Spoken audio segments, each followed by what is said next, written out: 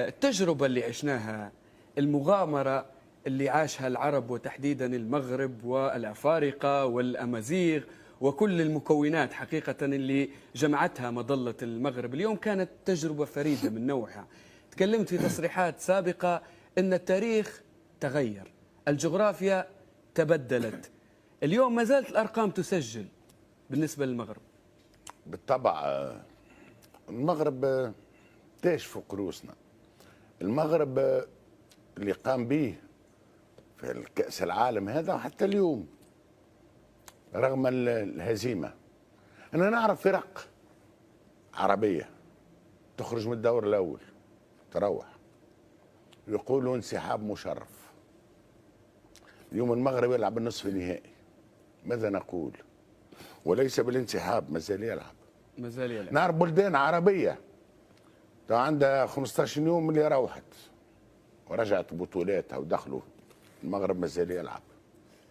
أنا نحب تحية كبيرة للمغرب. لولا المغرب هل كان نفس البرنامج يتواصل بهذا الحماس؟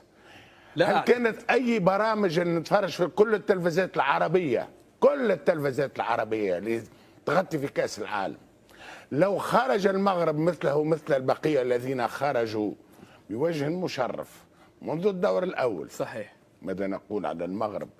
التلفزيات العربية الكل بفضل المغرب انتعشت، بفضل المغرب أصبحت البلاتوات فيها جو، أصبحت البلاتوات فيها حماس، أصبحت البلاتوات بمختلف مواقفها، ونحترم كل المواقف. هذاك علاش أنا أقول الإعلام العربي مدين للمغرب هذا الإعجاز، فات الإنجاز.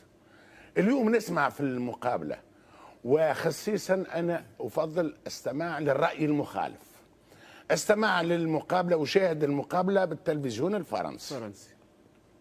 ماذا يقولون في آخر الشوط الأول عندما هاجم المغرب، وكانت العملية المقاسية الرائعة والهدف الذي أنقذه جولوريس. الحظ عاند المغرب حقيقة. بالطبع الحظ في الدقيقة الأولى وفي الدقيقة الأخيرة. صحيح. ماذا يقول الإعلام الفرنسي؟ يقول المغرب تخوف فينا، خوفتنا، لو ماروك نو في بور. أحلاها والله بنينة كي نسمعها هكاك بنينة. واحد آخر تعرف شكون؟ مارسيل ديساي. المغرب عذبتنا، لو ماروك نو في شوفرير. واحد آخر معاه يظهر لي فرنانديز يحكي كذلك، يقول لو ماروك نو في ترومبلي، رعشنا. أمان مستانسين، احنا مستانسين. قلوب الفرنسيين توقفت جميعها. بالطبع، واكثر من هكا. معناها نقول انه ما فعله المغرب واليوم. علاش انا فرحان؟ راهو تلعب ضد بطل فرنسا سي علي، تلعب ضد بطل فرنسا بكامل نجومه، مش بالفريق الرديف. صحيح. بكامل نجومه في نصف النهائي، ويتسجل لك هدف بعد 4 دقائق لعب.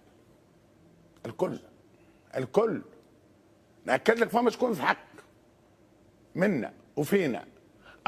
لا دقيقة، خلي نوقفوا عند هذه النقطة، نبيك تفسر لي هذه. لا، ما خاطر عندنا خاطرنا نحبوا بعضنا برشا العرب، نحبوا برشا، ياسر نحبوا بعضنا. نحكي لك ردة الفعل. اليوم باش يندموهم على ال5 مقابلات اللي عملوهم، باش يندموهم على التاريخ اللي كتبوه. اليوم الحصيلة ستكون المغرب واصل.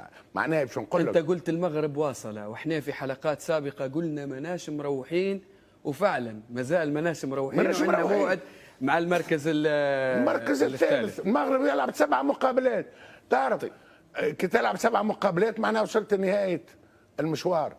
وبالتالي أنا أقول المغرب اليوم كتب التاريخ. المغرب اليوم افتح صفحة عربية كروية جديدة. المغرب اليوم غير خارطة الكرة اليوم النظرة للعرب بواسطة المغرب أكيد أنها تغيرت.